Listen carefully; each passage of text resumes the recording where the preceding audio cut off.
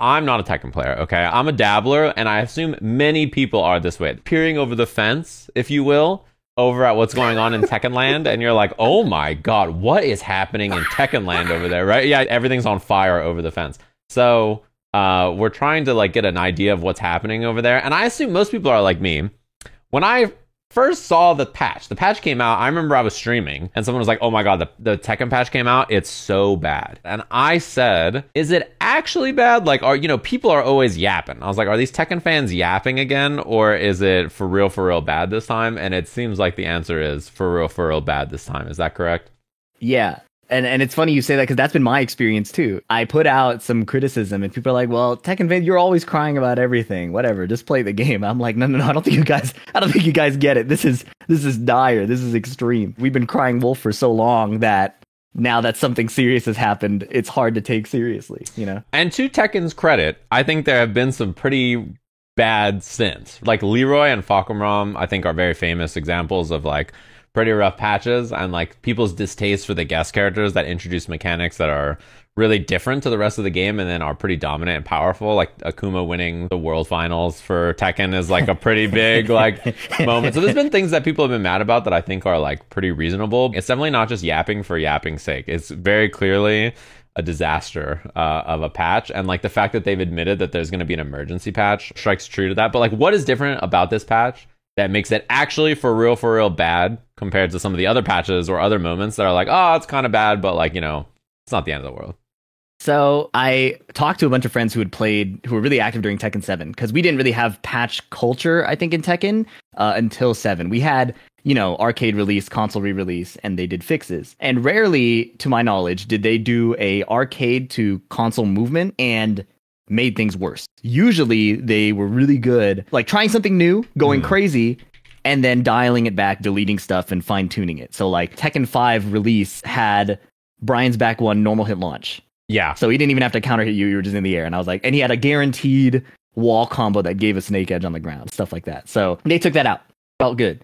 The closest I think we got to the worst Tekken we've ever played was probably Tekken 7 Arcade, release Leroy, release Fahkumram, and then some of the changes in Season 5.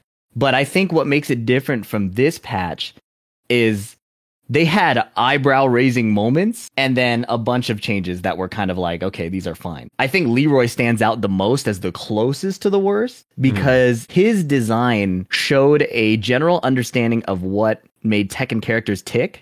Like, what are these generic rules? 13 frame mid down forward one poke, 15 frame down forward 2, 10 frame jab. These generic ideas that kind of govern Tekken. Leroy sees all of those things and says, what if we just made it insane? 12 frame safe mid counter hit launch, long range homing high. Like his orbital could be mixed up with a hell sweep. It was like they thought of everything that made Tekken characters fair and regular and said, let's make him better in every way. The way he was described to me at the time was like if you gave him the best version of everybody's moves in the game. Right? Yeah. It showed an understanding of, again, how the systems work and what makes a character good, and kind of the overturning of that on purpose. And Season 2 touches on that in a lot of ways. A lot of the character's known weaknesses get adjusted. So specifically, Lars in the past has had his low from stance sped up, so you had to guess instead of just react. Right. Now the same thing happened to Jin's low. Out of full crouch and out of his stance, they made the low faster. So you can't rely on reaction defense, it's guessing defense. And that, I think, is the first clue, is that what Leroy made us feel, every character makes us feel in Season 2. And that's just one flavor. If I talk about Fahkumram 2, the paradigm of him doing string into there is no reasonable counterplay but to guess which extension he's going to do is like Tekken 8 Lite. Not every Tekken 8 character had this in Season 1. It felt like their mission in Season 2 to make sure, okay, every character should have this ability to make you guess. And we'll make sure you have the plus frames that nobody can interrupt you either. And if somebody might armor, well, we'll give you a reversal break. So everything is like, you are really supposed to guess and die if you guess wrong. That's so interesting. So I have a couple of things about this. But the first thing is they had the Tekken Talk, and I watched quite a bit of it, and I thought it was so interesting because in the Tekken Talk, they're like, guys, defense, we hear you. Defense is going to be like this. And I think from the onset of this game, the complaints have been game's too offensive. They're trying to build a more offensive game, clearly, right? They're building a game the opposite of Tekken 7, right? That's clearly their design goal, which makes sense for a number of reasons because, first of all, you don't want to build the same game again. As an example, Street Fighter 5 and 6, I think, are very opposite in all of their design decisions as well. So, like, that doesn't surprise me either, for better or for worse, right? I'm kind of surprised that they went on there and they talked a lot about defense and stuff, and then released a patch that seems like completely contradictory to like what they mentioned they were doing to like the game in this season. Like what they said they were going to do and what they actually did is like so the opposite. Do you think it would have been better if they had just been like, hey guys, the vision of the game is offense, we're creating more offensive scenarios, where like this is the kind of game we want to build, or if they had just like not described it as a defensive way, or would it have just been like people would have been mad anyway after like 5 minutes of looking at it and being like, dude, what did you guys just do? People would have for sure been mad anyway, but I think we are going to feel the effects of essentially being lied to more down the road. If they said this is going to be a party game patch, they release the patch, it gets the same blowback it gets now, and they do the emergency patch, people maybe will accept that as kind of like, okay, they're going to fix it, or they're going to try. But now, because of that 180, they said one thing, they did the opposite, and they did the opposite in a way that shows they know what we were actually looking for, right? That combination of things makes it so that even the emergency patch is kind of like, we aren't even sure if we can trust that this patch will fix things, you know? They said they wanted to have the game ready to compete by EVO Japan. That's less than, 30 days from now? People are still finding bugs, characters stealing movesets if they're matched up with Anna because of the improper coding of one of her fun Easter eggs. If they had messaged it better, there'd be more trust, but now people are angry and they don't trust the response. So that's why it feels even worse. Anna came out and you know that things are bad. I didn't see anything about her for like a week. When a brand new character comes out and people are so pissed at the game, you see nothing about a brand new character for a week in a game. It's astoundingly bad. You can tell the scenario is bad. But like, I think the Anna bug in normal circumstances would be pretty funny. Like people would be like, oh, this is a kind of like a funny, goofy thing that happens. But when it's piled on top of like all the bad things in the game, I think people are like particularly pissed. But for comparison's sake, Guilty Gear released 4.0, their patch 4.0, and people were like also not happy. And then ArcSys basically immediately was like, yo, our bad, we're going to make a patch to fix some of the stuff that you guys don't like. Like one of the things is Potemkin had these car cancels that were pretty execution heavy, and they buffed the character because he's historically been weak in the game. They buffed him but removed the car cancels. And so even though the character was way better, Potemkin fans were pissed because they were like, dude, I want to do all this fun execution stuff that's been in the game for 4 years and you just removed it. So they were like, our bad. And so they made a bunch of changes to the game. They did an emergency patch pretty quickly after season 4 launch, put the car cancels back in, and then they like, made a bunch of other changes to the game. And like the version's not perfect, but they had to do their own emergency patch to it. And I think their response was pretty good. Yeah, the response from Namco is like very weird to me. There's just been no, like they haven't really said anything since then. And there's like no sign of when the update's going to release, because as you mentioned, EVO Japan is pretty soon, and it's the start of the Tekken World Tour. It seems a little dire, and like with the volume of this patch, it feels kind of hard to imagine that the emergency patch is going to solve a lot of the problems. The rough part is, I think what they were banking on was, look at this huge update with tons of changes, you're going to eat up this content forever, when people have been starving for content since even mid last TWT. I remember making videos saying like, I'm glad they're keeping the patch stable for competitors. And I got a lot of comments that were like, competitors, we're the ones playing the game, like fix it for us. It felt like people were already hungry for updates way back last year. And then during the off season, there were still no updates. And it felt like the perfect time to experiment with some of these changes. So they finally drop all these things. They feel poorly tested. They feel in the opposite direction. We feel like we weren't a part of it, you know? You brought up Potemkin losing the Kara cancels. They did a very similar thing with Martial Law. He had one of the hardest execution things historically from, I think, way back Tekken 5, Tekken 6. You had to hit back, forward, forward before he finished his kick animation, and you would get a special stance transition. And on counter hit, it would guarantee certain follow-ups, and it was really hard to do. In Tekken 8, they changed it to just hold forward and time the button. And then in Season 2, they were like, well, holding forward was too easy. So let's make it easier. Let's increase the input window. But since it's so easy, let's nerf him. So it not only removed the execution component, it weakened the character because of the nerf to his execution component. A lot of Law mains literally practiced the past 1, 2, 3 plus Tekkens, getting really good at this. And it was cool. I think that was the crazy part too, is one of those execution things, if you've played Tekken enough, you can see it. Yeah. When somebody does it, the combo is so hard to do, or the follow-up is so hard to do that you're like, yeah, that was tight. And now it's like everybody's doing it. Now nobody's doing it. And this is like a grander topic, perhaps, about like simplification of fighting games. There are examples of simplification within systems or characters that make a lot of sense. Like to me, an example in Guilty Gear is the characters have different weights and the characters have different wake up timings in older Guilty Gear games, right? I think variable wake up timing per cast member is like nonsense. I don't think it makes a lot of sense. I don't think it makes the game feel that much more interesting or anything to me personally. That kind of a simplification in a game sense, cool, right? I don't think even experienced players would be too mad at that kind of stuff. Changing the weights where there was like light characters and then there was like super light characters and then there was like heavy characters, super heavy characters. Like there's lots of variables that made comboing characters. Yeah, it was just so weird. Like Bridget and Baiken are both light, but Baiken is like super light, and then like this character's heavy, but this character's got the fattest ass in the game. They fall real fast. Like it was just so weird, you know, like it just didn't make a lot of sense. But one thing to understand about fighting games for fighting game devs out there is this kind of law change is like not the kind of thing that I think any player likes, right? And the same thing with Potemkin thing. When you make the long-term mastery process easier, you're just removing content for everyone. You're removing fun stuff for the high-level players to do, but you're removing like roads, right? There's like paths built of cool stuff to learn for like new players as well. And new players don't benefit from these kinds of changes generally. The things that benefit new players are like onboarding, like getting them in the door and making the beginning of the game easier to play. But the more endgame stuff you remove, the more frustrating it becomes, because when new players hear experienced players say, this game is like becoming easy and simple and baby mode and they took out all the hard fun stuff, I don't want to play this game anymore. New players aren't going to think, oh, they made the game easier now for babies like me, let's go. Like they're just like, oh man, the game sucks now, why should I play it? You know, you're not you're not winning them over, I think, in like a favorable way with changes like this. Yeah, no, I absolutely feel the same. And the crazy part to me is that amongst these horrible changes, there are some really good onboarding changes. So I just sent you a screenshot of a new move listing where they said has good left sidestep tracking. The move itself has a little like white trail, kind of like the old Tekken 6 homing animation. This is what new people want. Yeah. They don't want to have to set up 3 different things to test a sidestep. They don't want to have to go and like dig into forums or things like that. They would like probably love to see it right there. And I for one am a big fan of like the community aspect and playing and talking with people, but these kinds of changes feel very in touch. Or like even the UI change, which I was kind of against because I think counter hit confirming a Tekken string is way easier if a text tells you it's doing it. Right. And I still think that should be adjusted. But in general, showing punish, like I'm working with Lily and be like, oh, that was a punish, that was not a punish, that was a punish, that was not a punish. The game will tell you right there.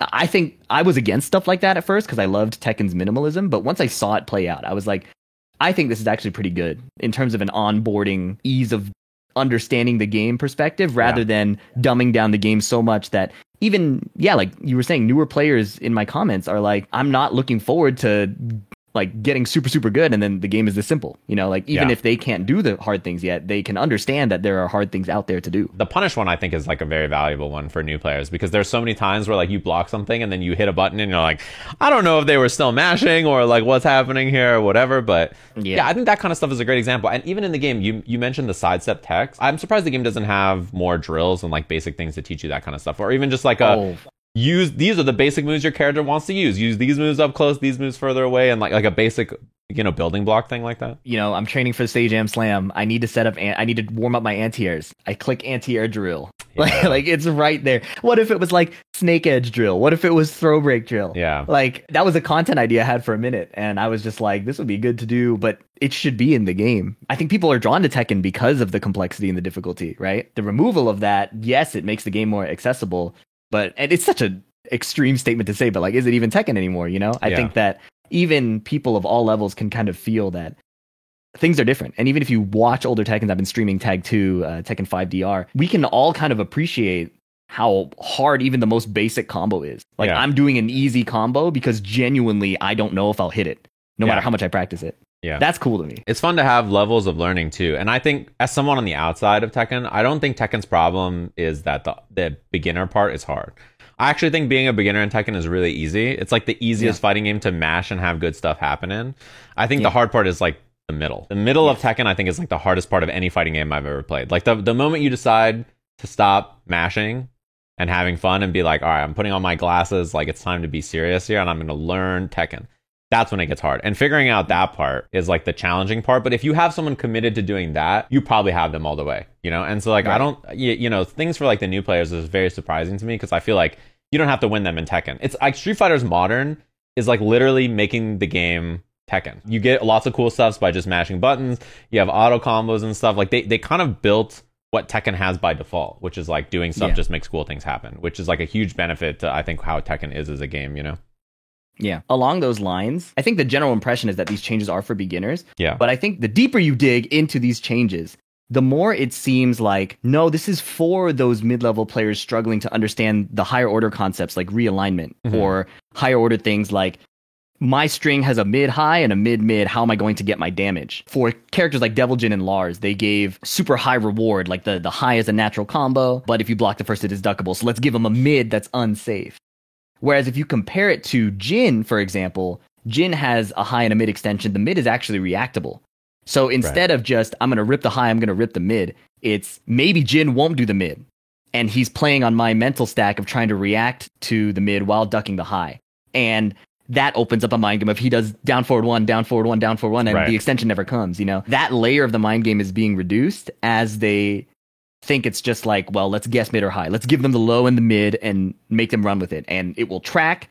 The frame advantage will be so much that you can't sidestep it. You know, it's like, it's a big thing there. It just makes me laugh. Yeah, because like the idea is you learn how to play the game by staggering strings and staggering ideas and putting things on. Like I do the mid, the follow-up mid or the high could be there, and then I just do like down 4 or something, right? Or I do, I'm taking turns like that. It's very, as someone who's played like NRS games or other games, like a really common idea in those games as well. But it's so funny because the way you talk about the game now is, I used to joke because Maya has a move in Killer Instinct that you have to like power up, and when you power it up all the way, it's homing, unblockable, unbreakable. Like it has like every tag a move could have. Like, it's like a card game card where you just slap every tag you could have on it. Every Tekken move in the new update sounds like they just slapped every tag you could like put on a move. It's like this move is a range 4 mid natural hit launcher counter hit that like you just have like it's like every move is Exodia. It sounds like to me, as someone on the outside, that so many of the new moves characters got are outrageous. You shared a concept with me that I think also heard from you in the past, but never really locked in on, was the why not moves. Yeah, the why not moves. A move so good, why not use it? In fact, you might even be trolling if you're not using it. That, I think, is a concept that's really come into play in this version of the game. I was playing with Steve, and we had spent, I think, the greater part of the last year trying to theorycraft what is the best way to play the new Steve. We studied Pakistan, we studied Japan, we studied Korea.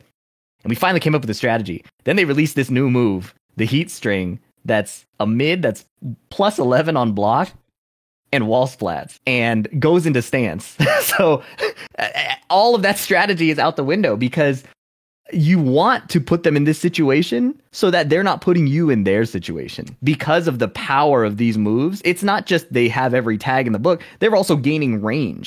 I remember seeing in the Tekken Talk, Anna's forward 2 is like 3 or 4 backdashes away. It's a homing high. So from a neutral state where traditionally you're going to start playing around each other's movement, your advancing timings, and kind of sidestepping around what you anticipate, there could be a homing rocket launcher that's going for your head and you just got to duck. Yeah. And if you duck it, there's now a mid. And their justification is like, well, the mid is linear and the homing move is a high. So you have counterplay. But it's less like neutral game. It's like we're already in the guessing zone. There's not a lot of control you can have over the situation outside of hitting your button first. And I think that's where the ability to skill express is reduced. Now that we're both in guessing range, we are both mere mortals. There's no, I've trained for 5 years to understand how to manipulate you with my forward movement and the threat of my range. We're here. Let's fight. I know that you had a lot of feelings about the end of season 1 where you like really came around and you're enjoying the game a lot. It seems like season 2 is just like the power level of the characters. The things they have now are so good that like so many of the things they used to have that were like, this is what makes the character unique. This character has these weaknesses that you cover with these moves, or maybe they can't cover it, and that's like the point of the character.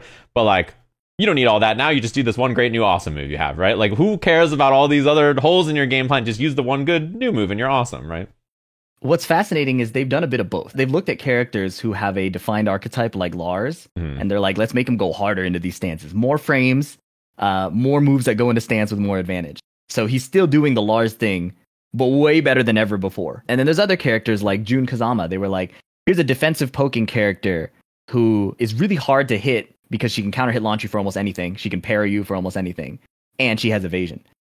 But it feels like she has a hard time hitting people if they're just stand blocking. We're going to give her some new lows. It's like, well, that was the point. The point of her character was it's hard to hit her, but it's hard for her to hit you. As much as I hated fighting that character, that dynamic is cool to me. Like, as a spectator, Right. Being in the fight, I hate it. But from far away, I'm like, this is a cool design. They created a clear identity. There's a clear point to abuse. How are these players going to work around that? Now, not only does she have the new lows, she has a plus frame move into stance, which leads to a homing plus frame move into another stance.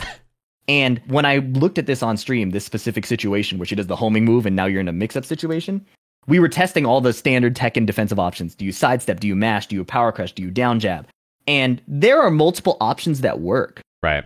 However, there's no overlap of like varying options for varying situations. It's everything you could do to beat option A loses to option B. And everything you would do to beat option B is covered by option A. So Right. no matter what you pick, no matter how deep you dive into it, it becomes still, is she doing A? Is she doing B? Yeah. Do I just stand block and let her mix me up again? You know, that, and I think that's the point of frustration is there's people diligently labbing and getting really into the weeds of it. And no matter how deep you go, it feels like there's really not much depth to the counterplay.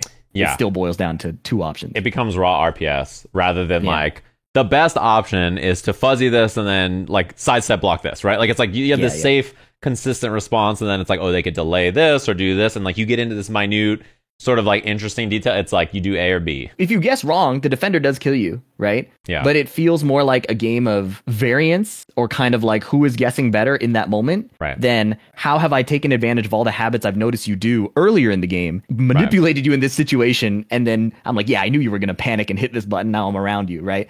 It's like I think I drew the analogy before, like Tekken 8 had way more variance than people liked. And I think that was a Right. big criticism. They called it a casino game. But I think season 1, especially towards the end of the year, felt more like a card game. It was more like a poker or a blackjack. Now it feels like a slot game where Yeah. really there's not a lot of control I have aside from which machine am I picking, which character am I picking to do the guessing game on, which avatar kind of fits the aesthetic of how I want to hit you from across the screen.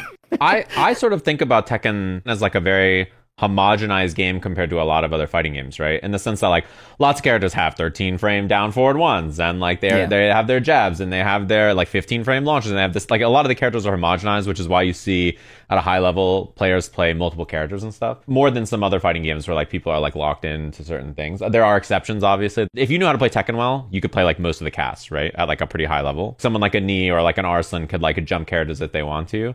But to me, I was going to say this version of the game seems like over homogenized. Like all the sharpness and interesting angles that you could take are like just not there. Like the game seems so round. I actually think Knee and Arslan are freaks of nature. Okay. Their ability to play top level every character was insanely unique. Mm-hmm. I will say though that I think at the mid to high level, you absolutely can play multiple characters, especially if you're just like you go to a local and you know the kind of like maybe top 4, top 8 players, they would be the type of guys to be in that local and probably play multiple characters. And I think that was because of kind of the, you said homogenization, I think kind of like what Tekken decided to make universal made a lot of sense.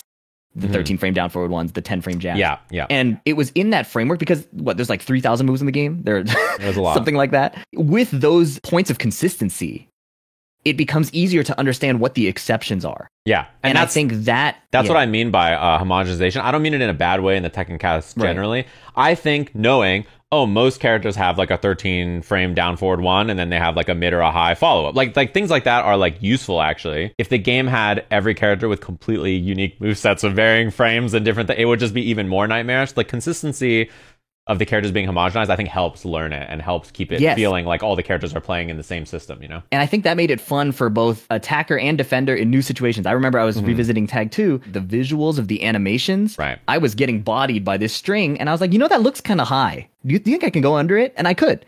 And I had more success with that than I do in Tekken 8, where I'm like, that looks like a high. I duck and I get kicked in the face. I'm like, what was that?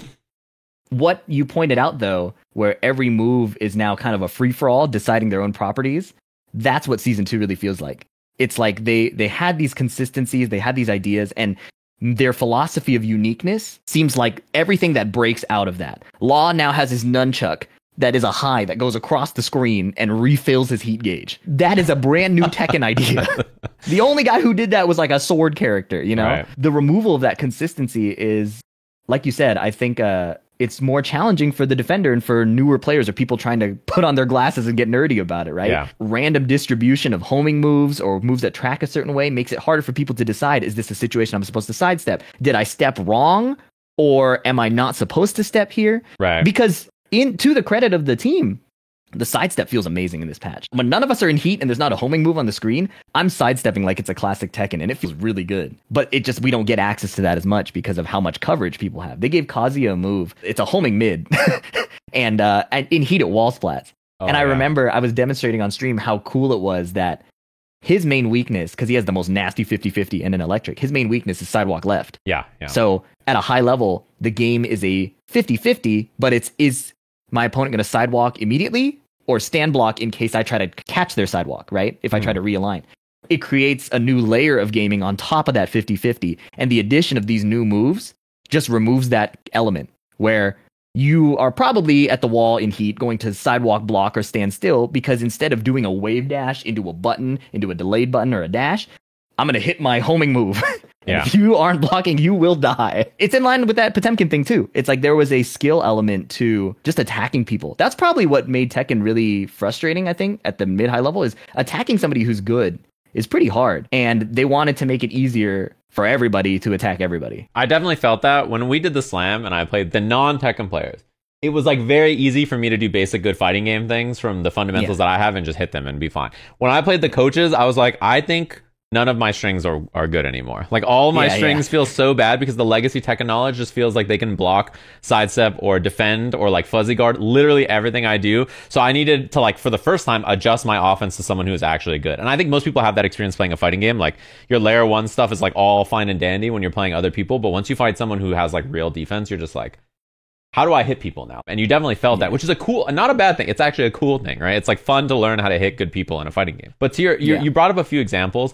What are the most egregious things about this patch to you? Like, what is the actual most egregious things that they added in your opinion? And like, why is it egregious to you? Like, what's the most, like, what the hell is this patch doing stuff? I will do my best to keep this brief. I put together a Google Doc of not just the moves, but I highlighted it in bright orange and red, like what I thought was egregious about the philosophies. There's a lot. Top 3, I think I would say, is that new Paul move from his deep dive stance. So he has crouch dash and then deep dive. He puts his hands back and he's in there.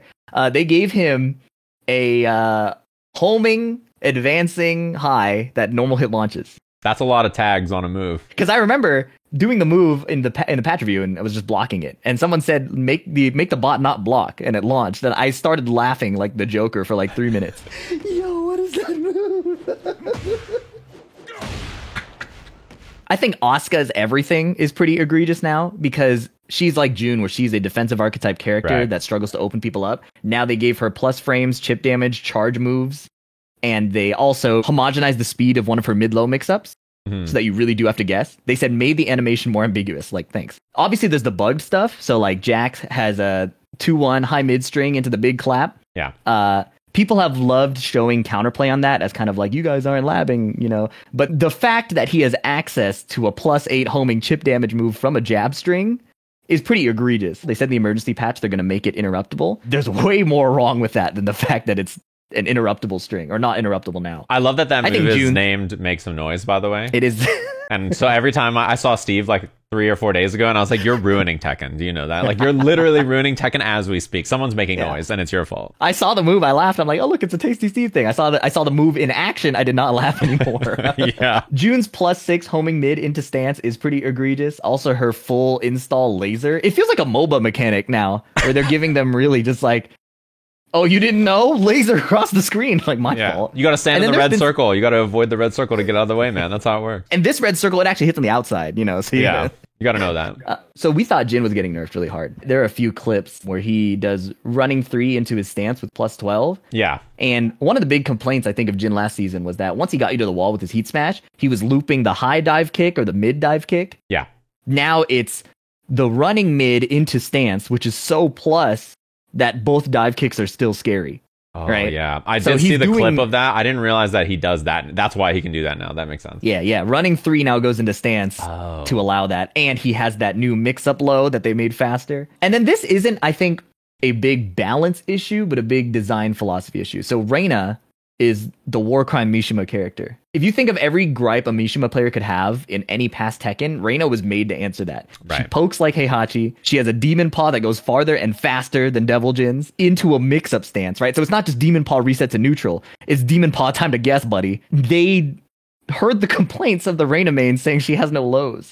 So they gave her an evasive low that on counter hit guarantees a stance follow-up. And they gave her new stance transitions. She was already a ridiculous character, but at least she had that little slice of, well, at least her lows are high risk for her. So she's committing. You can make that read as your window of opportunity. Now she has like a low commitment low with a counter hit property and can evade things. That feels egregious. And she has her heat smash multiple times from heat now because they changed it to a meter spend move. Okay, I'm running out of gripe space. I have 3 more.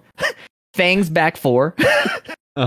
Fang's back 4 is a safe, decent tracking 12 frame mid, right? But he usually gave up his turn because it was so fast and so high coverage. It was like, you should take some punishment, which is a loss of control of the game. Right. They gave him a high extension off of that. And I believe the high extension wall splats. I've never liked Fang. I like him even worse. He's now. just a big sack of meat. I don't like him either. Victor, known for his running mid to go into stance, they gave him a complimentary running low to go into stance. I see. This one is pretty unique too. I think Hwoarang is a character that frustrates a lot of people at the mid level, but the generic defense against him was you would try to do sidesteps and backdashes at a distance to either relieve his stance pressure or make his moves that go into stance whiff, right? So they gave him a homing low that goes really far, so you can't sidestep anymore. And then one of his stances where it usually ends his pressure, the right flamingo stance. Yeah. He has a move that will chase your backdash and link into his stance again to continue pressure.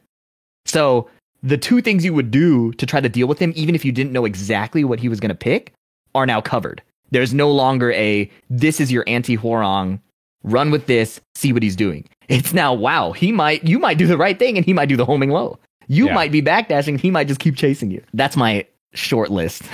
Short list. King has homing throws. I mean, these are all interesting things because I talk a lot about fighting game designs that are sharp, right? And like the power level and power budget these kinds of characters are allowed and like how they exist in games. I consider a character like Zangief to be sharp or like Dhalsim to be sharp, right? Where they have lots of big strengths and lots of big weaknesses, right? So those characters tend to be very frustrating. And if they're too powerful, it's because that sharpness is being removed. Like if Zangief is one of the best characters in the game, the big slow grappler man in Street Fighter, it's usually because he is so powerful that he no longer like gets zoned. You know, it doesn't matter that you can zone him because his get in tools are just way too belligerent, or like his offense once he gets in is like way too good and stuff like that.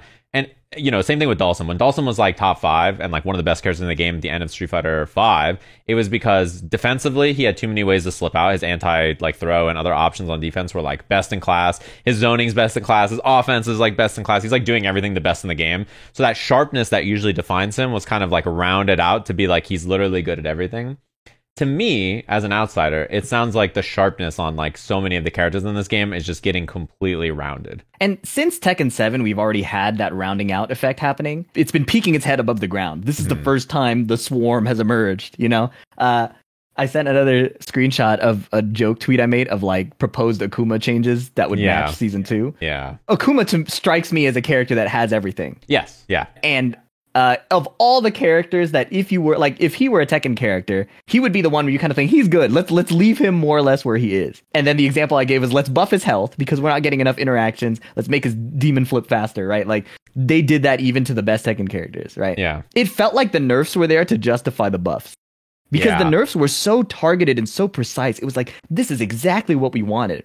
And then the buffs came when we were like, we could have done with none of that. Last I can remember, Tekken 7 started giving 15 frame launchers to characters that historically didn't have it. So like Bob and Anna were the first 2 I can think of. They were so strong in like the mix-up game and almost everything else, keep out, mix-up, everything, that their one weakness, if you had to point it out, was they don't have normal punishment. So you can abuse them there because that mid-level was struggling to deal with, or they felt like they were missing a part of the kit they gave it to them, right? And now that's just to the next level, right? Every character needs to be able to attack. Every character needs reversals. If your character is getting reversaled and you're not getting the power fantasy of blowing them up, it can now power through parries and guards. Paul's Death Fist goes through armor and heat. It kind of cheapens the joy, I think, of hitting those moves, right? Like, the cool part of hitting the Death Fist is you did everything you could to make them duck, and they really felt like you were going to hit them there, and now they're blown up. Now it's like, you should just do it. To your point, I think the Steve example of you being mad when you win and like not wanting to play anymore is such a good example of like when you play games like this, especially if you play characters that are sharp and unique, you know, the power of the character exists, right? And the fun is like learning to win around the strengths and weaknesses of your character, finding ways to succeed with the toolkit that your character has, right? When the answers are just like, I just do the big good thing and like, awesome, I did it. Me found the one answer on the move and I just did the same thing over and over. It just like cheapens the win even for the person playing the game. I'm not even feeling like, oh, I did something spectacular when I win. I'm just doing more good stuff, and my more good stuff was faster or earlier or the right timing versus my opponent's more good stuff. Yeah, I think Steve was one of the coolest characters because he was so sharp, right? Yeah. Boxer, unique fast launcher, safe strings, mix up strings, no lows. You had to get in their face to step on their feet to hit them low. They followed that with an asterisk, right? Like they didn't really give him a new low. They just made his mix-up stance so good that the unblockable high is going to hit more. And if you try to parry the mid, then it breaks through your guard. Yeah, it really does cheapen it because before you had to kind of beat up your opponent and box them and find where they're paying attention. Then you land your counter hits. Now it's like, I don't care what you're paying attention to. You got to either block the wall splatting mid or eat this guard break. And we're going to go over and over and over again. My question then, like, where do you go from here? Like, this emergency patch is going to come out. And like, historically, the way this game is patched is the reverse of Street Fighter, where Street Fighter didn't do any patches for the first year. They like waited a while to like do anything big. Whereas Tekken patched pretty aggressively and then kind of slowed down a bit. They're doing an emergency patch pretty soon. And it's not going to be enough probably to satiate most people. And they're probably going to have to do another pass. Like, what are the kinds of changes that you hope they go for in these patches? Like, what if you got to, you know, choose, or if you're hoping for changes, like, what are you looking for? My pipe dream is just revert the patch. And I know that's not feasible. I know that's a big ask. But the more, like, even before we were finding all these bugs, it was like, we have added so many things that don't really feel tunable within the old philosophy of Tekken.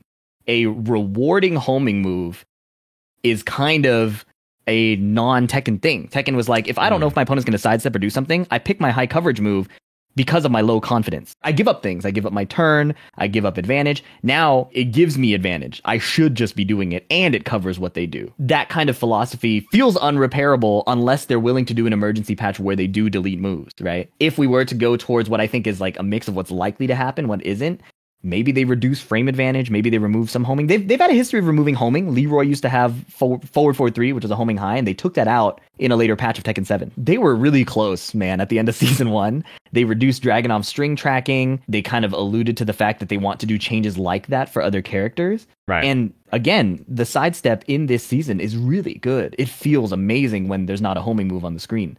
So if we had to like meet in the middle, because I don't think they'll revert it, I would say take out most of the homing moves, revert most of the frame advantage stuff. Be willing to let the characters have weaknesses, because I think there's a difference between aggression and oppression, you know? Yeah. And we're having an oppressive character setup right now where it's, I got to get my move out there first or I'm going to be defending, and defending in this game is not good. It's not a favorable position to be in. Allowing weaknesses to shine for a character gives windows for the other person to start their aggression, you know? Yeah. So if you want an aggressive game that's deep, those windows need to exist. I thought it was interesting the way I saw Knees tweet about the season today. I don't know if you saw it as well. Yeah. But the way he described the game was that he called it selfish. Yeah. He used the word selfish, and I thought that was like for someone whose native language is not English, I'm an idiot for never thinking of it this way. Because it's not like I do a move and then you have counterplay, or I have counterplay, or like we can make decisions together. It's like selfishly I do moves that are only good for me and you just die, right? Yeah, and so it feels like the game, from a lot of people's descriptions, matches that a lot more. And yeah, like to your point, I don't know if they're going to just remove moves or like take the patch away or anything, but it does feel like the power level of some of these moves just have to be toned down so that other people are allowed to play the game more, right? Like you just want other people to be able to exist and play the game and use their own defensive countermeasures and other moves, and not be pigeonholed into like, this is the answer for everything. I consider myself someone who has a pretty low threshold for what I find engaging and fun. Like I can rewatch the same movie or the same show like 50 times and still have fun, right? The gameplay has gotten stale to the point where even I am struggling to stay engaged doing the big funny move. And I used to have a document of the optimal like Teemo mushroom paths, and I would go into games over and over again and put down those mushrooms in the same places and get a lot of joy out of that. I could do the same thing over and over and have fun. This is pushing my limit to even do that. And honestly, aside from even just, I took a break because I wanted to keep the competitive skills sharp depending on where the game goes from here and be able to still play those layered mind games. Even if I didn't care about that, keeping my competitive edge, this is still really difficult for me to engage with. Like the way I would still have fun with this game is probably learning new characters or experimenting with the new move list. But the act of doing the thing with the character gets really stale really quickly. Whereas before, there were so many layers. I might be doing the same moves, but a different character or a different player challenges me to use them in different ways, which is kind of the appeal of fighting games, right? You know, it's like different situations and micro nuances constantly make us adapt and grow. And I think that's the cool part that's unfortunately missing. I always compare like the genres I like a lot, I think are like all really similar I like them for the same kinds of reasons. I like BR games, I like roguelikes, I like card games, and I like fighting games because all of them are like you mess around with the same tool sets and your opponents, and you may even know what your total tool sets are, but like the situations you end up using them in are like constantly, there's so much situational awareness and variables, so like coming up with the right solution to each thing is never like, oh, I just always do this thing here, it's always good. It's always like, well, I have to be, you know, considerate about this makes this like more of a factor, I should use this less or more because of this, and there's like decisions you make that are interesting around it. Whereas this game, it seems like a lot more of why not moves. For those of you who don't know the definition of a why not move, I took it from 16-bit. She works at NRS, and she describes moves that are so good. Why not do this move? Like, it doesn't make sense to do anything else because this move is so powerful that anytime you think, what move should I do? And it's like, oh, why not do this move? Another analogy my friend gave me was like the square block goes in the square hole. Mm-hmm. Every character now has a move that is the square block. And no matter what problem is put before you, the answer is usually, I should have done my move first. Otherwise, I'm guessing to get my turn back to do my move first. The amount of moves, the timing of the moves are slowly becoming less relevant. And I think the more people, like right now, a lot of people are having fun with season 2. And I always say, like, if you're enjoying the game, like, keep playing it. Don't like listen to me and like quit because of what I'm saying. Like, don't be like that. Like, I don't want to ruin anybody's fun. But I think that as people play it more, this kind of thing will become more evident, especially the higher level you get. It's very, I think it's more noticeable when the higher level players know what is kind of relevant to pay attention to and what kind of things to ignore. And once you cut past the fluff, it becomes like, yeah, the why not move game. That's a shame too. Because like, I think of Tekken as like, it's such a fun game for me to watch. One of my favorite popcorn games. So seeing everybody just so in the dumps about the state of the game is rough. And I think you and I are similar in that we have like a pretty high tolerance for like patches and changes and like things being different, and like I'll just learn a character that I think is fun or like adjust to my character's changes, or you know, there's like lots of ways to engage with it and like I'll have fun with it. But to see you be like, yeah, I'm good, is like pretty like, oh man, things must not be good over there. A lot of early season 1, I think when I said positive things about the game and got like criticism for it, it was because it was like amidst all the, to me, the negative things were so obvious. We knew Dragunov was dumb. We knew Yoshimitsu was dumb. We knew Nina was dumb. I didn't feel the need to repeat it. Instead, I was kind of like, look, they're adding new training mode things. They're adding these, like, what, title screen character customization. These tiny things that they didn't have to do, but, like, people asked for. So I wanted to give kudos to that with the kind of, like, unspoken understanding that season 1 is season 1, things will change for the better. I think why my messaging has just flipped completely to just, like, I'm not having fun is kind of like, we were all giving the grace of, like, this is the arcade release. They need to refine. Let's give them time. They said they would do one thing, it went the complete other way. I think that is where the big morale hit came from, is even for us who were positive knowing there was dumb stuff going around, it's like, well, let's actually give them time to fix it. Now it's like, wow, hopefully the next few patches are good. Like it's a bit rough. A lot of my friends have been optimistic and enjoying improving, and this one's tough. Yeah, I mean, most definitely. The one thing is that Tekken patches more often. I think you're going to see a lot of patches. I think they're probably going to keep patching. Whether it ends up in a place that people enjoy or not is like both subjective, and also we'll see where they get to. But like the feedback is so clear. They know that things are bad. Like the Steam reviews are like insane. The way people are talking about the game, it's like they have to make changes, right? And like whether they land on the right changes or not is the question. For some people, I don't think there is the right change. Like you might have lost them, but I think there's a lot of people who want the game to get fixed because, you know, to your point, a lot of people at the end of the season 1 or like tolerating season 1 were like pretty excited to see what changes they could make, and like it just seems like it's the opposite of what most people enjoy.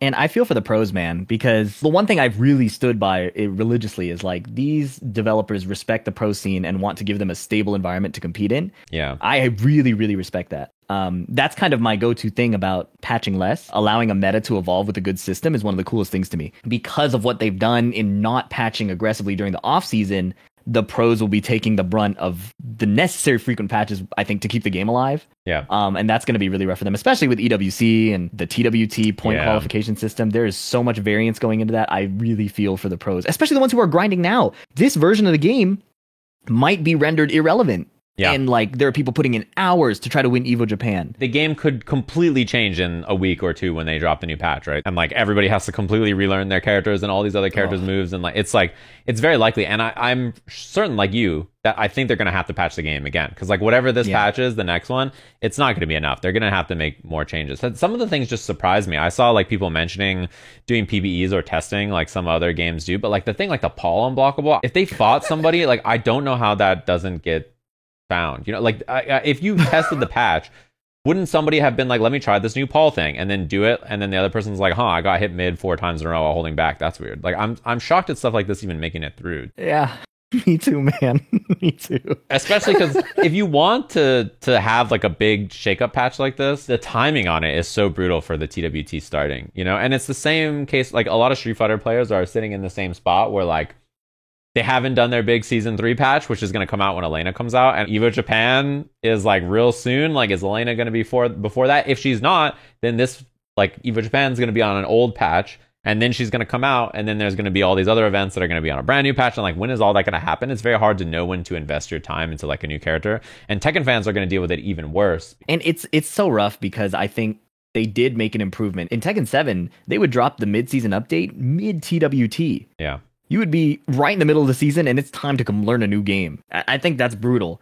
And I think the best way they could have handled it was either drop the bombshell patch right after the finals, so everybody gets a new game coming off of the come down of the finals, or start doing the regular updates to get a set of changes out regularly, periodically, leading up to what they want to be the TWT start season. Yeah. But now they're in a real pickle because they put it out so close, and they've put themselves in this deadline, which is brutal. Yeah, I think it's to the point where like the TWT almost doesn't matter to them because like the game can't be in the state, right? Like at this priority level, like it doesn't matter because like when the game is tanking on Steam and people are pissed and like you gotta do something regardless of where your TWT is, which is really bad for the players. But like, I mean, it's also bad to the players to have the game exist in a state that's like pretty gross. The one thing I also wanted to ask you about, and this is something that I'm curious about at like an overall level, not just season 2, is the heat system. Like as a Street Fighter player, each game they have some kind of new system mechanic or meter or whatever, right? Tekken's not really that kind of a game. Like it has rage and like the tag games have like all the tag stuff and tag crashing, things like that, right? But Tekken 6 and 7 and Tekken 5 and stuff, like they're just games. Like this is the first time they've done like a system-wide thing that all the characters interact with. And I think the initial response was like pretty bad to like the idea of doing something like this. And then as the game has come on, they've like, they made changes to it. They have like, the heat metered moves and like other things that they made a bunch of changes from the original time people played it in like the betas to the launch to the season 1 stuff to season 2. Like, what is your perception about heat, the system mechanic in Tekken? Like, do you like it? Do you not dislike it? What are the cool things about it? What are the bad things about it? Because it's, to me, an interesting thing that Tekken's doing for basically the first time. Heat is one of those systems where I saw how they were marketing it and how they were building the game around it, and I immediately knew, like, no matter how much we complain, this is a part of the game. Yeah. To me, asking to remove heat is like asking SF6 to remove drive. It is so core to the system that would be so hard to do. And I don't even think they would want to. That's been my perspective going into the game. It was like, any criticism I have about heat, I'm going to approach from the idea of we need to tweak it rather than we need to remove it, because I believe in no universe are they going to remove it. I think that they have moved in good directions for heat a lot of the way in season 1, making the heat burst track less for a lot of characters. Some characters are still committing war crimes with that, but that was a move in the right direction. I think heat dash launchers are almost universally egregious. Yeah. And they gave Dragunov a 12-frame heat dash launcher from crouch. The shoulder, the most mind-blowing change I've ever seen in my life. I think most people would be okay with those going. I think the heat dash launching, if you convert out of the air, is kind of neat. I'm not sure about my opinion on that one. Heat smashes triggering hazards and covering a weakness is crazy to me. So like Claudio getting the heat smash low to complement his wall splatting safe mid that's homing. Right. Is insane to me. A lot of the characters who had their heats kind of like people were saying this character's heat is kind of useless. Those were my favorite archetypes of heat. Lee had very lackluster heat. He got like the ability to convert off of one of his advancing mids and turn it into a launcher, or turn his while standing punish into a launcher. That was kind of cool to me, and it made the just frames easier for new players. I think that archetype of heat where it's like they're a bit powered up but not demonic Hellspawn that are unbeatable Mhm. is decent and cool. I think Horong had an interesting change. I think it's busted, but they gave him the 10 frame counter hit jab out of heat only, and the knockdown low. It's pretty OP, but at least it was kind of like, okay, it fits into his theme of if you attack back at the wrong time, he can punish you. It just hits harder now. The biggest issue I had the whole time were the heat smashes. The chip damage I felt was a character specific issue, like what Jin and Kuma were doing was pretty egregious. And it was also kind of like how much counterplay was reasonable against the character in heat. Against Kuma in heat, you couldn't jab him because everything would evade jabs and launch you. If they had made him more jabbable so you had windows to fight back, I would have less problems with his heat mode. And the frustrating part is they doubled down on that. Like Anna's heat smash is intentionally high evading. They showed it in the Tekken talk. Is that if you jab, she'll go under it. Again, with the perspective that I don't think they'll ever remove it. Yeah. It's a matter of tuning. And currently, we've seen points where it's been tuned really positively, reducing chip damage for Elisa, changing the heat smashes like of Fang to no longer wall splat you from Narnia. Right. But then they've also made things worse, like Law being able to refill his heat off of every nunchuck That's ability. wild to me, yeah. Devil Jin getting the full forward-facing Hell Sweep launcher off of heat. For what I felt like they were making improvements, Season 2 really took a step in the other direction. Yeah. Lars getting the stomp into summon lightning, and the lightning can track your sidestep or mess up your punish. It's gone off the rails. I didn't think it had to. Yeah. I think the heat system has elements that are good, elements that aren't. Yeah, I'm also surprised because I assumed, like I think before launch, that Tekken 7 and Tekken 8, they're designed very differently, obviously. And like Tekken 7, a lot of it was like very defensive, and especially at a very, very high level, like running away, playing passive, that kind of stuff was like a really core thing that you saw a lot. And I figured that in Heat, the primary thing was going to be the chip damage to like make you not want to just block stuff out all the way. The power level of all the other aspects of Heat, they've like toned down and changed. So I kind of thought like, yeah, okay, this season Heat won't be as crazy as it was at the start of the game, and like they're just going to keep going in this direction. I'm shocked that it's the way it is now. Like they decided to make Heat 2 Electric Boogaloo, basically the season 2 change. I was like, I thought we changed from the design philosophy of the game. To me just seems so at odds with what people want, and I think two things. One, I think developers should design and create the game they want to make, but also if everybody is despising the thing that you're putting out, at some point there's probably got to be some give, you know? Yeah, Season 1 trended towards beta test ridiculous. Yeah. And then nerfing it to making it more reasonable. Season 2. Yeah. Like, how did we get here? It seemed like they were on the right track. And I think that's where a lot of the frustration comes from too, is like, weren't we on the same page, guys? You said we were on the same page. That's what you told us too. I thought we were all cool. It's pretty mind-blowing what has happened with Heat. We will have to see if they correct course again, if they double down again. It's really, and I think that's what makes it so uncertain about what patches will fix it, how many patches will fix it, is because had they followed the trend from before and Season 2 had some outliers of weird stuff, we would probably still feel more confident. But we never expected this kind of buff direction after what we just saw, you know?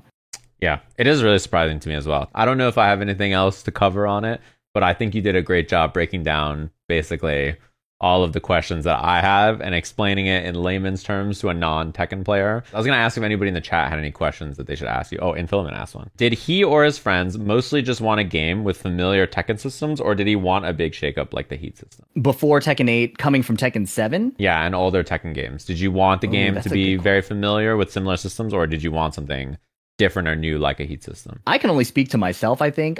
Well, no, I can speak for some of my friends. I think what people were frustrated with in my circle in late Tekken 7, because the game wasn't inherently defensive. Right. It was an optimization based on how the meta evolved, right? Yeah. So once we found out everybody has counter hit launchers, they're all unreliable to sidestep. Low parry is insanely strong. Putting someone in rage is giving them heat mode. The best thing we can do is backdash and look to find poke timings and maybe find our big counter hit. Because if you're trying to aggress against somebody and impose your will on them, you're exposing yourself to the low parry, the counter hit, and then the rage drive, right? Mm-hmm. So that was an emergent thing, not like this game is built to be defensive, right? They actually built it to be more aggressive because they wanted hitboxes to be more reliable. But by removing the movement aspect, it became defensive. Also, trying to hit a DLC character who could backdash across the screen was really difficult. Guilty. So I think what we wanted out of Tekken 8 was probably just a shift towards the more layered interactive gameplay that came through like Tekken Tag 1, Tekken 5 DR, Tekken 6, Tekken Tag 2. How if you tried to turtle up and just run away, there were ways for a good player to abuse you. Right. And I think that for me personally, I was very interested in a non-masochistic way of seeing how these high-level players could abuse my willingness to just sit still. That was probably what I was looking for out of Tekken 8, and as well as a graphical update, better netcode. Those are really kind of the main priorities. It was like Tekken 7 had these load times that were ridiculous, and then netcode that got worse with every patch. So my true hope was like good graphics, good-looking characters, cool costumes, and good netcode. And then whatever meta they choose to do, it'd be cool if it were more interactive. I have a question. Do you think older Tekkens that you say had better defensive choices and decision-making stuff, do you think it's because those games were not played by modern players of today who could like optimize it down to like the most effective, safe decision-making? Or was it like those games have stuff inherently that makes hitting people harder? What about them makes the offense and defense so different? So I don't think it was an optimization issue, because watching how some of the Koreans were doing things was demonic. Like not just optimizations, but like the solutions they came up to weird problems. The running tackle used to be unblockable, right? Right. In Tekken 7, they made it blockable. I watched a dude do one of the silly Lee like backflips where he just flips around in the air because Knee was about to unblockable tackle him, and it dodged the tackle and then killed him. And I was like, who would come up with that solution? That is so niche and specific. Also watching how they did their combos and like figuring out taunt jet upper back then, I felt like they were really good at optimizing. What I think made the offense and defense so different was that if somebody put you in a string situation, it's rare that you have to truly guess. Strings were kind of built to be weak. Nowadays, a lot of the strings are jailing, so you can't duck the high that's in it. The mid or low mix-up, like Law has Junkyard, which used to traditionally low parry the low to deny that. Now they gave him a wall splatting mid off of it. Sure, it's punishable, but now you have to hold the string. Right. That kind of strength didn't exist in a lot of old Tekkens. So hitting someone was based on understanding when they wanted to hit you and what their movements look like and what are they looking to adjust against you. So an example I bring up is Bruce. Ridiculous Muay Thai character, but from a distance, you could sidewalk his long range buttons to the left, and then up close, you sidestep right his like close boxing options, right? Mm-hmm. That dynamic creates a metagame where the Bruce player, if you're sidewalking left every time, he gets a free approach because you're not putting out a keep out button. Right. Yeah, he just runs in and takes the space. Yeah, or he can play a different timing. He can go for a high commitment option to catch your sidewalk. That kind of strength of the movement to evade his offense in the first place created the extra layers. And that extra layering game created the skill gap ability, where a good attacker could beat your autopilot safe defense option. So my friends always make fun of me because whenever I get hit, I do sidestep right duck or sidestep left duck to try to cover as many options as possible because I come from Tekken 7. And in the old games, they could abuse that more effectively. There were ways to beat someone picking the safe option over and over and over again. And then when they leave that safe option and try to make a bigger commitment, you can jump a layer on top of them again. Whereas the newer games, you have the safe option, you punish it, and then again, when you jump to layer 2, there's not much extra that can go on top of it before you're back to layer 1, right? So I think that's the core difference. And it's hard to describe it without getting really deep into every single frame situation, every single tracking thing, but that's the core of it. We've lost a lot of layering on the defensive side, which means we lose layering on the offensive side. So both players are doing less. Because more power is introduced to like strings and things inherently, they try to streamline it. So instead of being like this string is like a mid or like a mid high, but like the mid is something you can see, so like it's not that scary, but your stagger timing can like create situations where you can like do the mid dash go low or something, or like create like a different timing look, etc. But it's on the player to create interaction off the opponent's knowledge. It's like this string just does a mix up, right? So like you can still kind of do the old idea like it exists, but instead of like trying to get there on like this nuanced windy path, you can just do string and like get the same mix up that older players could come up with by being crafty, right? Yeah. My opinion is that because Tekken 7 introduced more homing moves and more tracking moves and reduced the reliability of sidesteps, the defensive options heavily decreased. And because you're forced to just sit there and stand block or look for a low parry or look for a counter hit, the attacker is forced to slow down. They don't get to dash in and sidestep your keep out because your keep out is also better at tracking. So now both players are kind of like, we both have nuclear weapons and nobody wants to swing first. That's why you see a lot of high level Korean play devolve into just backdashing, is because there were not reliable ways to hit somebody without risking your life. And in the old games, you were risking your life too. But if you had a good read on them trying to keep you out, you could blow them up in return. The lower power levels altogether allowed for more expression and counterplay. When the power levels got too high on the attacks, it just restricts what you can do, especially in a game like Tekken, where there's so many options. It's very interesting to me that the power level made Tekken 7 so defensive, and then the power level has exceeded that so much that it's like, you no longer even want to do nothing because not doing anything is just so dangerous, right? Like, I think instead of attacking the power level of the moves and lowering them to create a game where like lots of interesting decisions can happen. They just went the opposite way and increased the power level of the moves such that if you're not attacking, you're in just such a bad state. Like, let's just go all the way up, right? So that not attacking feels bad for a different reason than before. And I think that's to the credit of Tekken 8, the direction that me and some of my friends liked was that the offense is so strong that you want to be the one in the attacking position. As the attacker, you have a lot of options movement-wise to beat somebody who is not skilled at defending. The flip side, of course, is that you could be a very skilled defender getting run over by someone who doesn't know what they're doing as much, because defending was that hard in this game. It wasn't impossible, but it was way, way harder. And I think that was that season 1 imbalance that we kind of expected to be adjusted as time went on. It was like, maybe we should be rewarding the defender more for having that skill developed. Season 2 came out and it's like, defenders, take a seat. We got attacking on the menu. And it's odd to me because they stated that they wanted the defense to be better. I wonder if they actually mean that, first of all, or if that's just something they said, or if they believe that this patch like actually helps the defenders at all as of like a follow-up to that, or if there's just a complete miscommunication between the mouthpiece that's saying that and the actual design decisions behind what's happening. You know what I mean? Like, how could that happen? Like, that disconnect there seems so odd to me. My hunch is that they did the defensive changes first. The first thing they did was said, we need better sidesteps, right? We've been talking about that. Let's do it. And then amidst the 1,500 changes, the feedback team that represents the mid-level players was running into the problem of getting sidestepped so much. And amidst that feedback loop or cycle or whatever, they probably started adding these moves to cover that. Because, again, the sidestep feels so good. It feels amazing. And I can only imagine that in playtesting, some team was giving a lot of frustrated feedback of being sidestepped all the time. You could see it in all the patch notes, like, made it easier to track, added new homing move. Like, that's everywhere through almost every character. That's my best assumption on how they got to where they did now, is that they did the defensive changes first.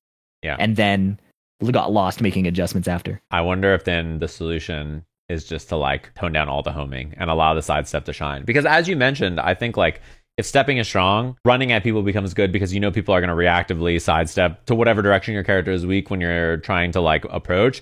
And then that forces them to be like, oh, they're just pulling up and taking space on me. I should swing with keep out stuff. And then that person can then find these long range interesting moves that are currently homing and launching and, they walk your dog and they feed your cat. Like they do all these things. Like, so if we can move that direction of the game in that way, it sounds like it makes the most sense. But it's like pretty wild to me. Like this patch just feels, the Paul change alone, that I keep going back to this in my mind. That Paul change alone makes me wonder how much this patch got played. Like the Street Fighter changes, to give like a comparison.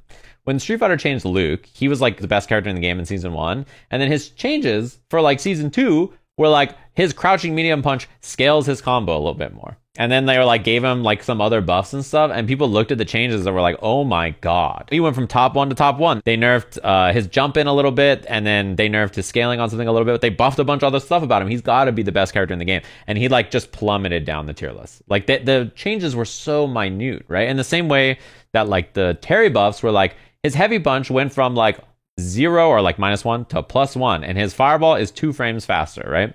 It doesn't sound like a lot. You look at the patch and you're like, where's my 8, 9, 10, 12 buffs, right? Like I want way more buffs than what they gave me. What the hell is this? And then like the character feels insanely better for 2 more frames of advantage on one move and then 2 more frames startup on another move, because it like changed so many things about him. They did so much with so little.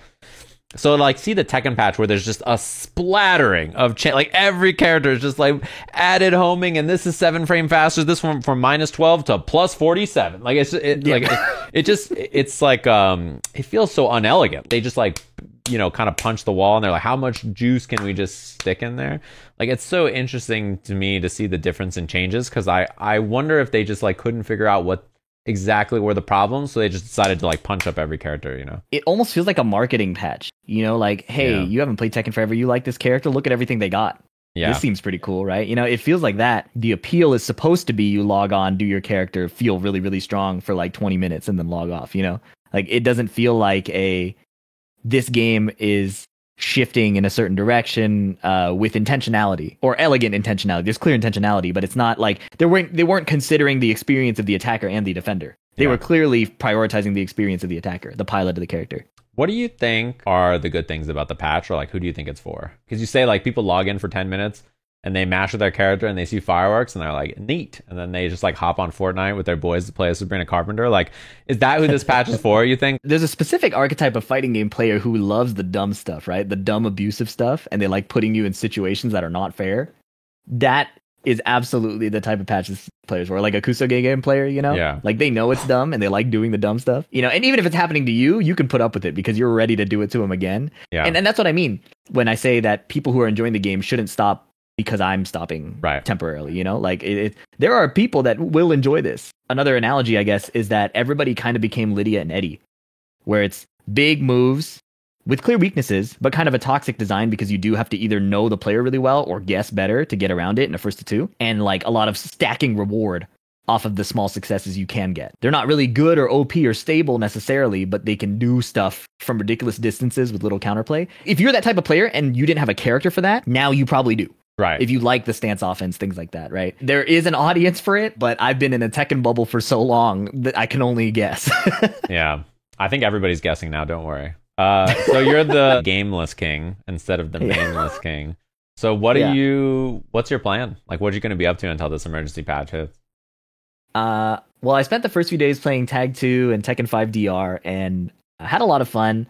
I think I'm running into the frustration of like the net code or just the non-streamlined experience, because Tekken 8 does offer great input delay. It offers like, you know, pretty good net code for the Tekken series. So leaving those things is painful. Just a smaller population, like I have to set up games with people instead of just booting up ranked and playing. The games themselves are so fun. It's the QOL stuff missing is rough. I am a Sabrina Carpenter Fortnite build player, so that's really fun for me. We love that. And I am playing. I've revisited Street Fighter last night, and I definitely have to like eat and sleep well to play that game, because it can either be the best game in the world or the worst game in the world, depending on how I'm reacting that day. Yeah, so, you got to be real sharp to play that game. I think it demands a lot from your brain at all times. But ultimately, I just am hopeful to wake up again and have Tekken be what it was. I felt like year one of Tekken 8 was so fun. It was silly in some ways. It was hectic in other ways. There was a lot of like frustration in certain updates, but ultimately it felt like it was trending upwards, or like it felt very positive. When the initial hype kind of wore off, I felt like I was in a position to really grind the game, and I was really enjoying that like daily process of drilling, experimenting, talking with my friends, and trying to optimize like Steve and Lily and stuff like that. Right. And that's what I would love to go back to, is where like, even if I'm not in every tournament or every single thing, that feedback loop of grind, improve, and talk about it is what I want back. Right. And the current Tekken 8 package just doesn't offer that, because even if I can still mechanically optimize the things I'm doing, we can see more or less that like, the game is kind of collapsing on this very binary, do your move first, put them in the 50-50 situation. And that's just not as appealing, as unfortunately. Decision making is just too soft. It's not creating wrinkles in your brain to come up with fun solutions. It's just it's not there for you. The point you mentioned, QOL stuff, is so funny, because so many people are like, oh, Tekken fans, you're not happy right now, come play this game. And it's like, Tekken fans don't want to do that, bro. They want to play Tekken. So like, the answer is not like go play something else. The answer is like they need Tekken to change in a way that like suits their needs. And so even if you go to play the old Tekkens, like it's not having a game. I struggled so much. I couldn't play Tekken 7 because get ready for the next battle killed my will to live. Like I just really struggled to like enjoy it. And I said the same thing when I played KOF 15. I clicked ranked queue and I played the game for like a week or two, and I was having a lot of fun. And then the second week, I clicked queue and I waited 25 minutes and didn't get a match, and was like, I'm never playing this again. I'm bored. Like I want to just find match and instantly play a match with another human, get rematches fast, and like play people of my skill level, and then go back and be like, damn, what did I just do there or learn there that was cool and awesome? Like whether win or loss, and then just re-optimize that, and then boom, the next opponent hits, right? And it's hard to beat that experience, I think. If you don't have that, if you have to like set up matches and like all that kind of stuff, it's like, oh man, like you don't have like the instantly play and like fight other people and get this nice loop of playing the game, you know? In Tekken 7, we joked that the game didn't want us to play it because it would load forever, it would crash after loading forever, you would rematch and it would crash. It was like, we're here, let us play. Yeah. And Tekken 8 had that. It set up a lot of things that made us want to play, you know? Quick rematch, fast lobby, stuff like that. So. Yeah, it's pretty rough. Yeah. Well, thanks for chatting with me. I wish you the best of luck. I'm hoping for the best for this Tekken patch, because as someone who doesn't play that much Tekken but likes watching it, I want every fighting game to be in a good place. And it's clear that Tekken is not right now, right? Like, it's clear that this current spot it's in is really bad. Not just for some people, but like generally, the game has to change. I hope it trends into a place where the game is interesting to watch again, because even for me, like watching it right now, as someone who's not a Tekken player but just dabbles, I'm like, this is not right. Like, this does not look like a game that would be fun for me to play even. And I struggle to enjoy even watching it. I think that's the most painful part for me, is even in a game that I can't play very well, which was Season 1 Tekken 8, it was complete opposite style of what I was good at. Even though I couldn't play it, I could watch it and appreciate what the high level players were doing. And it made it so fun to make content, to commentate, to just engage with, even as a non-player. And this current version of Tekken is just difficult for me to engage with in any capacity, which is probably what I'm grieving the most. It's lost me as a spectator, which I never thought would be. It's never something I've accounted for, and that's really rough. Yeah, I feel that sense of like in Street Fighter, my character has not come back. I mean, my character's next now, it's Elena. But before this, I've just been playing the whole cast for fun and like learning the game and being like, well, I don't have like a character yet, so I'll just like keep playing characters for fun and like I'm chilling, which is kind of I think how you were Tekken trying to find the right character for a long time. So I sympathize with like, I didn't have a character, but I think the game is really, really fun to play, and I think the game is really, really fun to watch, right? Yeah. So if the season 3 of Street Fighter came out and like the game was just not fun and I didn't have a character and I didn't have fun watching it, I would be like, oh my god, I wouldn't know what to do. I would legit just be like, I don't know, I guess I gotta do something else now. I would just be I've just been tweeting. Yeah, just get on Twitter and just start fighting. I just start tweeting shit for no reason, just to pick fights, you know? Like, I gotta do something. I got nothing else to fucking do all day, right? I'd be like, dude, I'm bored. So yeah, I wish you the best of luck. And I appreciate you coming on and chit-chatting with me. I think it's like useful to hear someone explain it, because you ask someone like, what's wrong with Tekken? Like, patch sucks. Like, all right, cool. And you just, you move on with your life, and like that's the end. So yeah, I appreciate you coming on and giving me a nice breakdown of everything. Yes, thank you for having me. Yeah, and I wish you the best of luck out there. Good luck, soldier. Thank you. I'll catch you around. I'll see you in the Fortnite streets. I hope it was useful for you also, chat room, because you ask people, and like I said, people are just like, this shit fucking sucks, and you're like, how? And they're like, it stinks. So it's nice to actually get like hey, this is what people actually don't like. It's just weird. The changes, as an outsider, the changes seem odd to me. They just seem like at odds with what people want the game to be like, and it just seems at odds with what their messaging of what the patch is going to be like. Yeah, I mean, Obama, you mentioned the Strive counter hit.